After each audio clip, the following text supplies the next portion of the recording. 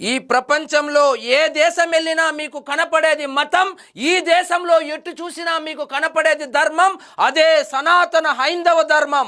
ఈ dialogue commercial సినిమాలో పెట్టాలి అంటే 2 గుండెకాయలు ఉండాలి, ఈ డైలాగ్ పలకాలి అంటే టన్నుల కొద్ది గుండె ధైర్యం ఉండాలి. ఒకప్పుడు కమర్షియల్ సినిమాలో సనాతన ధర్మం అనే మాట పలకాలి అన్నా, హైందవ ధర్మం గురించి చూపించాలి అన్నా మనకెందుకులే అనుకునే దగ్గర నుంచి సనాతన ధర్మానికి ఆది లేదు, అంతం లేదు, ఇది కాలాతీతమైన శాశ్వత జీవన మార్గం, ఇది ధర్మం మాత్రమే కాదు, ఇదే సత్యమని రొమ్ము విరుచుకొని చెప్పుకునే వరకు వచ్చాం. అంధకారం పుడితే వెలుగు పుట్టాల్సిందే, అధర్మం అరిస్తే ధర్మం గర్జించాల్సిందే అని అఖండ 1లో బాలయ్య ఆవేశం చూసాం, ఆగ్రహం చూసాం.